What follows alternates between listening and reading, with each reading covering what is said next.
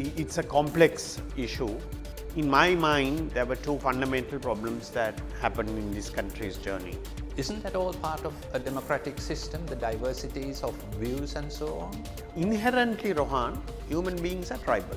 Past Sri Lankan leaders have also adopted the British attitude of divide and rule within the nation itself to get power. They did, because as I said, So do you think that power inner circle has now been breached?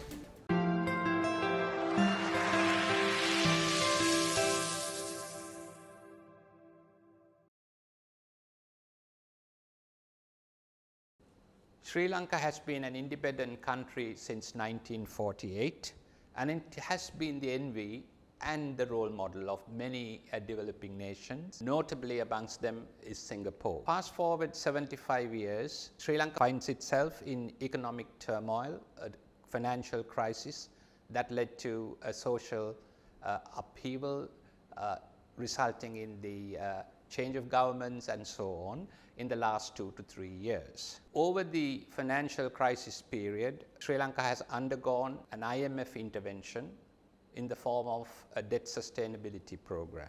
Now, Sri Lanka has officially been declared out of bankruptcy, but this is where the challenge to recovery begins. To talk about the past, the present, and where we go from here, I'm joined by Mr. Murtaza Jafferjee, Chairman of the Advocata Institute, which is an independent policy think tank based in Colombo, Sri Lanka, dedicated to economic development through free markets.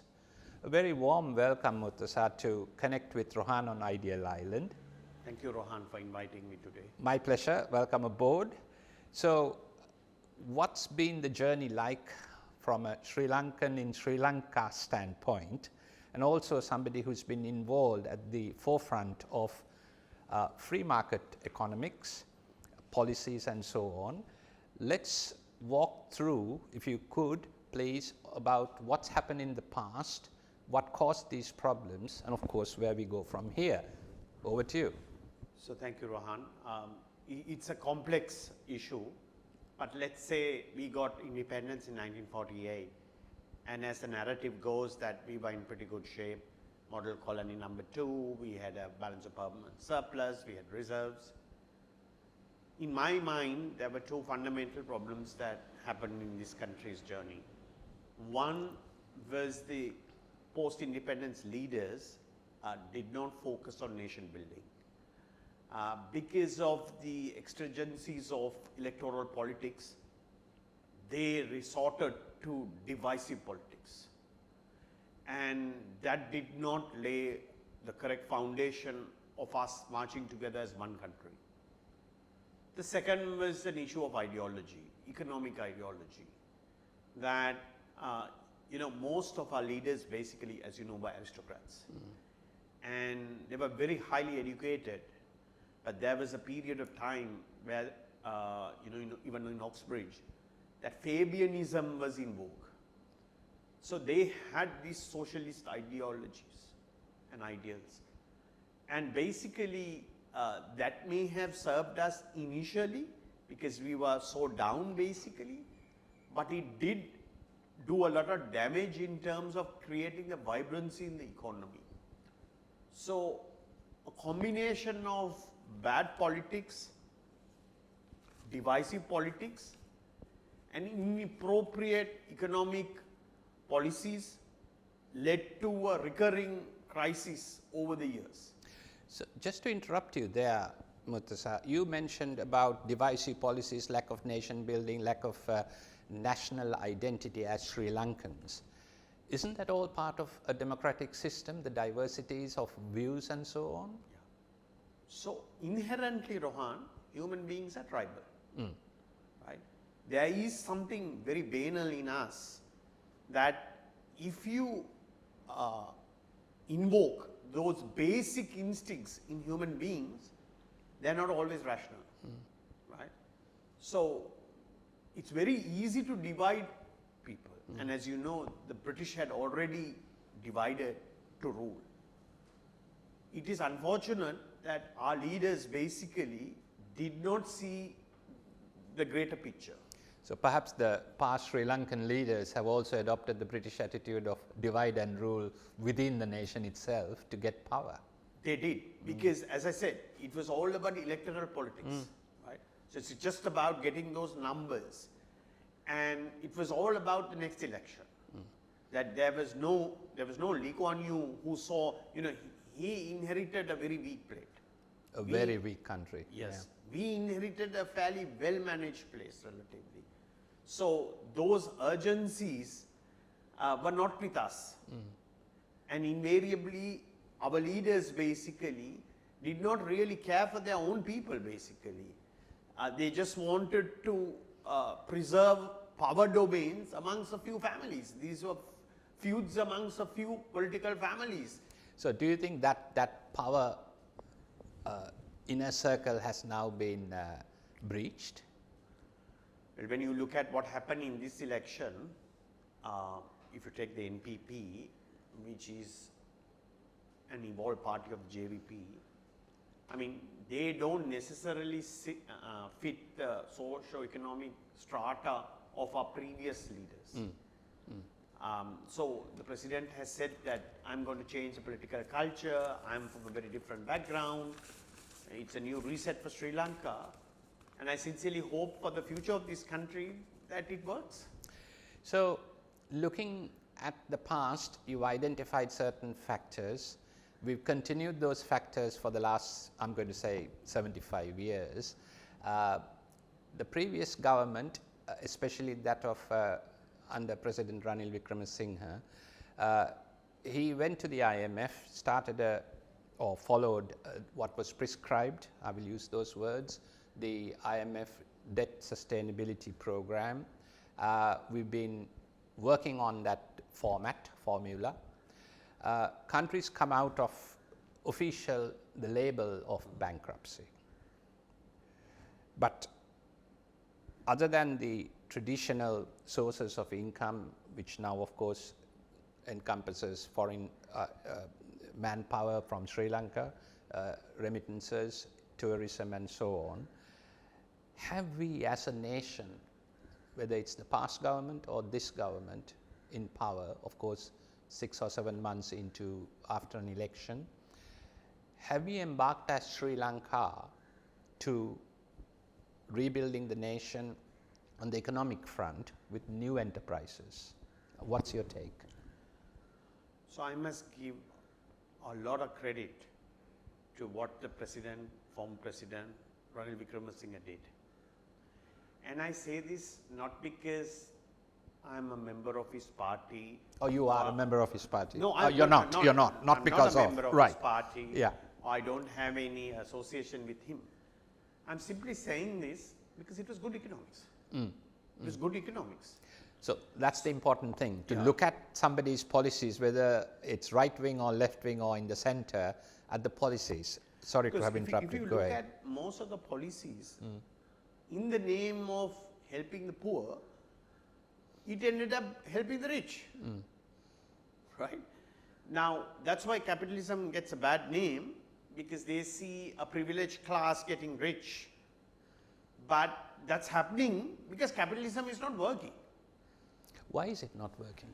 So, the fundamental precepts of capitalism is the market system, that you have to allocate resources, scarce resources, using the market system. And invariably, the signal of a scarce resource is prices. The second element is competition. Right? So, it is under intense competition, and the profit-seeking motive of capitalists that good things happen. Most importantly, what economists call the consumer surplus. And you get a benefit much greater than what you pay for. So capitalism never thrived in Sri Lanka because it was stifled. And we basically had crony capitalism. I was going to get to that point. I thought I was going to interject you there and say we have had capitalism, but what you're referring to is what we've had so far is crony capitalism. What is crony capitalism? So crony capitalism is basically patronage-based capitalism. Friends and family. Association with political leaders. So you capture It's state capture, policy capture. And if you read Rohan, the book, Why Nations Fail, and it's a classic case. It's actually about why England succeeded during the Industrial Revolution. They had the institutions, basically. Sri Lanka, all its institutions were weakened.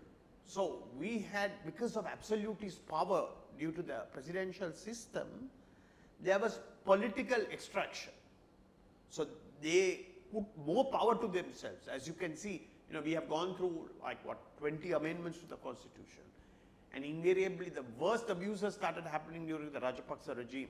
But ever since they changed the constitution in 1971, and what JR did subsequently in 1978, basically, it weakened the checks and balances and the system of governance in Sri Lanka. You are creating absolutist power in one individual. Then that individual has more and more political extraction, which means all the checks and balances that were attempted to be put in place for the presidential system were weakened. Then what happened is you have economic extraction. So once you have captured political power, you start extracting. So as Stefan Durkheim from Oxford University and the former chief economist of the UK's development agency says, gambling on development, whether the elite is interested in extracting or developing their country. Unfortunately, in the last few decades, the elite were interested in extracting, not developing. So that's a very interesting point, Murtaza, because countries like the United Kingdom and even India, the systems are the ones that run the country. The politicians come and they go, depending on how they get voted and outvoted. Now, when a particular party comes into power, they will perhaps trim the sides of the system, and another party will then untrim it or reshape it, but the core, the substance remain the same. Now, how do we get back on track as a nation where we put the systems, the institutions as the bane, the framework, the backbone rather, of the system, because it's going to be an uphill task, because since 1972, the first Republican Constitution, and the 78, the second Constitution, the second Republic, we've had a very power-centric, and subsequently since 78, a presidential system. We still have the presidential system. That's the other important fact that a lot of us forget. How do you change the system, or how do you work within the system to make that change? So, since most of my life is in investments, I remember at the depth of the financial crisis, the global financial crisis, Warren Buffett famously said, "Buy America, because we have a system that works." Now you see what Trump is trying to do, is trying to dismantle the whole system. But Sri Lanka never had a system that worked. Ever since they changed the constitution from 72, all the foundational elements have been weakened. So take the civil service. The Ceylon civil service was, of course it was elite, and that's why there was resistance to it, because there was an elite class of politicians and an elite class of civil servants. But fundamental things like the Public Service Commission appointing the secretaries, permanent secretaries, the secretaries do not report directly to the president. All this has been weakened, because in the 1972 constitution, basically secretaries were appointed by the cabinet. In the 1978 constitution, the president appoints. So president appoints and he can remove them. And it says, section 50.2, I think, of the constitution says that the secretary will operate under direction and control of the minister. Now we know the type of ministers we have got in Sri Lanka. So over decades, we weakened the system. The norms, the checks and balances, the judiciary, the whole thing got politicized. So your question was, what do you do about it? I suppose the starting point is a new constitution. And I went for a recent forum also, where there was a discussion by constitutional experts. And they kept on saying about the 2000 constitution. And Chandrika Kumaratunga Bandanayake also was at that forum. And I think there were 4 people, GL Piris and a few others, who were involved. Unfortunately, Ranil never implemented it because he knew he was going to come into power. So the takeaway was that NPP are saying that they want to implement a new constitution. The takeaway was to do it early in a term, Absolutely. not wait till the end, because then you know that the next man is not going to cooperate because they feel they are going to come into power. Yeah. So I think a new constitution or the change of the current system, that's now agreed. Productivity of the Sri Lankan, both the private sector and the state sector, we'll come to SOE, state-owned enterprises in a while. How do you increase productivity in a country which, or the sectors, without the real incentives for the people to thrive? I mean, what's your take again? So unless we fix the productivity problem in Sri Lanka, we're going to default again. Right? It's the only way, because we are still carrying a lot of debt. Absolutely. Right? And the debt restructuring that we did was very light. We allowed people to get away. So your problem here is that what we call factor-led development, where you borrow from overseas or you employ people in the government service and expand, that's not tenable anymore. So the only way that we can grow is through productivity, and the necessary conditions for productivity is competition. Right? So you need to have competition in the tradable sectors and in the non-tradable sectors. So in the tradable sectors, the only way to create competition is you got to open your economy for trade. But there is a misguided view that you need to protect to develop your industries. And some of these industries have been protected for 20 years, 30 years, 40 years, 50 years, and they have become geriatrics. The so-called infant industry model, they have all become geriatrics. These are complete state capture and crony capitalism, because there is a very strong nexus between these business people and politicians. Because politicians, under our electoral system, you need a lot of money to be in politics. Absolutely. Right? Yeah. So it is a toxic combination. And unless we got to even change the electoral system, small electorates, so that you need less money to be in politics. As you know, Rohan, electorates are district size, and sometimes in the Manapal system, you compete against your own party members. Yeah. This is another design flaw in our system. This all came about from 1978 Constitution. Yeah. So what we need to do is we need to open our economy for free trade, so that competition comes. Basically, it drives down input costs. And in the non-tradable sectors, where the government is heavily dominating in the utilities, etc., we need to have pro-competition policies. Right? So what they did previously of the new electricity law, in PP, they are making statements that they want to reverse some of those things. And I was heartened to learn that the Ministry of Finance has pushed that back. In the cabinet paper, they have said, perhaps we should rethink about some of those things. So you have the Ministry of Energy saying one story, and the Ministry of Finance saying slightly a different story, which was very healthy to see. So if you look at obviously countries, a country such as Singapore, which advocates a very similar system to what you just spoke about, but compare that with what I call Dr. Mahathir Mohamad's Malaysia, which is a different kettle of fish, a brand altogether, very much like Sri Lanka, multi-religious, multi-racial, ethnic country. The notion of the Bhumiputras came up, state enterprises and protection of some big enterprises, and working in the international sphere as well, companies such as Petronas. Now, wouldn't that model suit us as opposed to a pure free market style model? Asking the question because you started from free markets, I'm looking at somewhere in between. So, being pragmatic, I'm afraid that it's not suitable for Sri Lanka. It's not. It's not. One thing is, if you want to have a state-led development model, you need to have a highly capable state. Now, people misunderstand the Chinese state. If you take the East Asians, the Japanese, the Koreans, the Chinese, they have an incredibly capable state. In the Chinese, since the Mandarins, throughout history, they had a very capable state. And Mao Zedong basically put party cadres.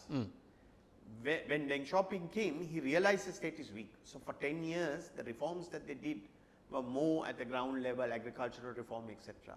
They built the capability of the state. Now, I have volunteered many times on many committees, and I can tell you, except for a very few people, we have a very weak state capacity to reform, etc., very weak. So trying to do state-led industrial development simply will not work. Second thing is that Bhumiputra was because you had highly dynamic Chinese community with Malays who were two totally things. That does not apply in Sri Lanka basically. We don't have that issue here. So my sense is that I think our Sri Lankan entrepreneurs, given the chance, are competent, but what you're doing is you are protecting the incompetent. You are not protecting the competent. I see.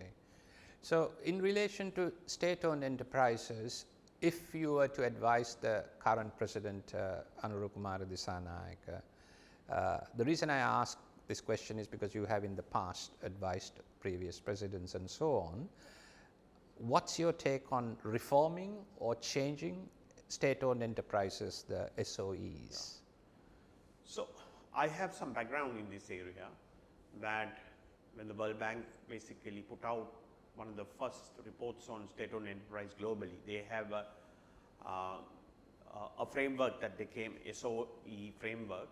I was involved on an area called competitive neutrality, which means that how state-owned enterprises have a non-neutral playing field versus private sectors in the same industry.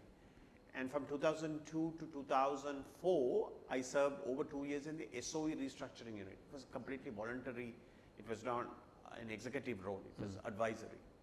But we did get involved in trying to divest some of these entities. We were not involved in the energy sector, but we had a few commercial entities like a 50% stake in Sri Lanka Telecom, Sri Lankan Airlines, etc. So I had a ringside view on some of the things, because there were a lot of sell-side due diligence, etc. done. I can tell you unequivocally, government simply should not be in these businesses, because the government is a bad owner of a business. It doesn't know, as an investor in a business, how to manage it. There are significant conflicts basically of being the policy maker, the regulator and an owner. They can't do a number of things at the same time basically. And then it is trying to do non-commercial obligations, some subsidy, etc., using these entities. It's much better to allow these entities to be managed by private sector. And if there are non-commercial obligations, they can simply give a subsidy basically and get these companies to bid for the subsidy and provide the subsidy. It's going to be much cheaper. And as I told you, Rohan, that our state does not have state capacity. Right? So even if you're going to own all these businesses, who's going to manage this? Who is going to govern this? All of this requires high level of skill. That is why we have capital markets, we have boards of directors, etc. This notion that you must own these businesses for the benefit of Sri Lanka, this is completely misplaced, because if companies pay taxes, 30% of the benefits is going to the state. And the so people. You might as well have these companies basically owned privately, get those sectors to compete, create employment, create better product, and if you succeed, 30% goes. And those tax receipts far exceed any dividend receipts that come from these entities. The dividend yields on these entities most of the time loss. They hardly got anything back, so why own them? So your take, for example, then following on for Sri Lankan Airlines, in my view, and this is not informed view, but as a passenger on Sri Lankan Airlines on, well, most of the time coming down to Asia, flights are full. The same with the Melbourne sector, the UK sector and Italy and various other places wherever Sri Lankan used to fly and still flies, the Indian sector, flights are full. So is that part of mismanagement or lack of management capacity? So the current CEO, Richard Nuttall, is an experienced airline CEO. Unfortunately, some of the predecessors, including what is highlighted in the papers, Kapila Chandrasena, who basically played out with Airbus, I estimate it cost us $200 million. That's why Sri Lankan Airlines got into this problem. Right? Now the issue with Sri Lankan Airlines is that airlines is a very tough business, and the connectivity out west is problematic because of the Middle Eastern carriers, right? So London is one of the unique routes that they make money because it's direct, and you can see the price is not cheap. No, it's not cheap. Australia is also profitable because direct, and a significant amount of the volume is coming out of India. So India is not very well served flying east. It is very well served flying west. So we are trying to exploit the transit traffic, and if you come through Sri Lanka into a second tier Indian city, you don't have to clear immigration in Colombo. But if you hub into India through a primary Indian city like Bombay or Delhi, you have to clear immigration and customs and then take a local flight, basically. So there are some advantages. Sri Lankan Airlines is a tough business.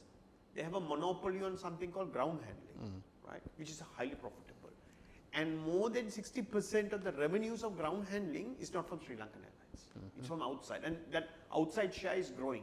So that's contributing for it to break even. But it had a lot of legacy debt, mismanagement, poor governance, poor strategy. 15 years of destruction. Sri Lankan taxpayer lost over $1 billion. Yeah, in my mind, I look at Sri Lanka and Sri Lankan Airlines in the same capacity. The legacy debt, unsustainable, no doubt, and then, of course, lack of efficient management and so on. Now, we spoke about a number of matters relating to our economy. We touched upon the Sri Lankan Airlines or Colombo Airport being the hub for various transshipment transit to India. To India. So we talk of Sri Lanka vis-a-vis India. We have a DNA-based relationship as well for the last 3,000 years and perhaps even beyond. The Chinese have also arrived at Port Galle from time to time, Shanghai or Shanghai as we is called in Sri Lanka. Aren't we in having the best of both worlds or all the worlds? And how do you think we can exploit this hub concept into practical reality? So there is a mistaken belief in Sri Lanka that our country is important to all these other entities. Right. That's a very good point. Yes. But they don't feel the same. Right. So we think we are unique, but the others think it's just a passing point. Yeah. I mean, we are there, but we are not that strategic. Right. That's interesting. So basically, there's a complete misunderstanding that there will be manna from heaven, basically. Everybody wants us, or there's a conspiracy. The reality is that we just have to be investor friendly, right? And we shouldn't get too caught up with whether it's Chinese or Indian. We should just make Sri Lanka friendly for all business people, including local business people. Yes. So, irrespective of from where you are, if we have pro-business policies, for example, the regulation and the permitting system, like for example, I'm an investor in renewable energy, you need like 15 to 16 different approvals and permits. It's a nightmare basically, even being a Sri Lankan company, etc., sometimes 2 years. All this has to be made much easier without weakening any of the rules and regulations. So this process, the long enduring process of permits and OKs and all of that, is it because of, again, the state officials, are they being very slow in the process, bureaucratic, or is it also involves corruption to a certain degree or to some extent? I mean, these are your views, not mine, but I'll ask the question. I was a post-budget forum, and I sat on it and the president spoke, and then I asked one of the questions about bureaucratic corruption. I told the president that, you have shown the way in reducing political corruption by setting the tone at the top of the bureaucracy. Doesn't seem to have got the message. So that's a work in progress. But we don't have, Rohan, the concept of one government. Really? Right? We don't have that, right? So in some countries, you only interface with one point. Internal coordination amongst government is taken care of by government, right? In Sri Lanka, like I told you, the permitting, each entity is an entity on their own. They don't see the big picture, basically. So you have to basically figure out how to navigate the system. So one Say the forest guy will say, no, I am only interested in my forestry law, act. They don't see the larger picture, and there is a lot of subjectivity in some of the regulations, etc. It's left to the official on the ground to decide, are you compliant or not. That's where the potential for corruption comes in. So when today's Board of Investment, the BOI, its predecessor or perhaps the previous format of the Greater Colombo Economic Commission, headed then by the late Upali Vijayawardena, when it was set up, the GCEC primarily as a one-stop shop, the famous cliche, it did work. Yeah, but what's changed over the years? So what it worked, because you sanitized everything in zones, right? So we were focusing on export-led manufacturing, right? Labor intensive. And as you can remember, Katunaika zone was the first one. It's like phase 1 and 2 was like 300 acres. Yeah. All the zones in Sri Lanka under BO, all are massive successes. When the Harvard Center for International Development came in 2016 to 18, they advocated do more and more zones. That is what they advocate globally, because the coordination problem is much easier. You sanitize it. Most of the approvals are pre-approved, right? So it's plug and play. You want the people to get going as fast as possible, right? Now they told us to do that in Kalpitiya, in Kuchiveli. We didn't implement a lot of the things. But nevertheless, everything you can't do a zone. So say take renewable energy also, you can have zones. But even if you want to open a supermarket, like you have to deal with the local government on the floor. I mean, it's like the officials really don't want you to succeed, right? It's that negativity. They don't have that. I mean, there is an element of discretion, right? So the mindset is a very negative mindset that I have come across as a businessman. That it's really, really difficult. Lot of delays, etc. And these are low-hanging fruits. You don't need, you just need a change in attitude and to simplify a lot of things. I mean, they say that like, okay, digitize. But being a guy who studied computer science a long time ago, I mean, a lot of things is sometimes you can just sit around a table and simplify a lot of processes by simply asking, why do we have these processes? Because there's no institutional memory. So something that was put in 30, 40 years ago, nobody knows why it was there. But they just keep repeating it because that's the way that's how it was done, yeah. So if you were to give a message by way of advice to the current government of President Anurukumara Dissanayake, how to move forward as a nation of Sri Lanka and as Sri Lankans, what's your message? So first of all, he has thus far led exemplary. He's setting the tone at the top. His behavior, his utterances are exceptionally good, right? So there's a lot of hope with him. Now that may not be necessarily true for his entire party and cabinet, right? Because there are sometimes conflicting statements being made. I sincerely hope, and the fear of many business people is because he has had very centrist policies and fairly favorable to the market system. That there's an undercurrent within his party because maybe some of them don't believe in the same ideology, right? That's a big risk. There is an element of uncertainty amongst investors and business that come 1 year down the road or 2 years down the road, will they change basically? Because many promises were given, how do you deliver these things? The second thing is basically they have to continue to communicate and paint a vision where we are going, because the whole government system, the public system basically needs an enormous amount of reform. And I don't think it's going to be possible to do it overnight, that it will always be a work in progress. And therefore, basically, I would tell them that because we have a system problem, right? Sri Lanka has a system that doesn't work. That this talk of the constitution, they should get it done with soon.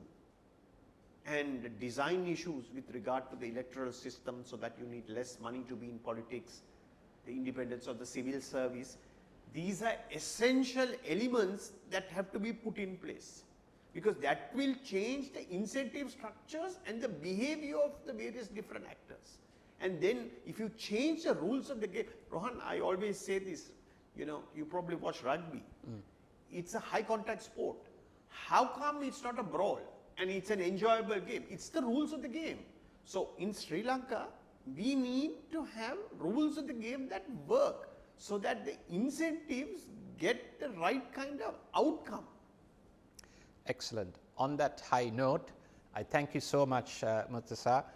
That was Murtaza Jafferjee for taking part in this program, Connect with Rohan on Ideal Island. Thank you, Rohan, for inviting me today. Thank you so much.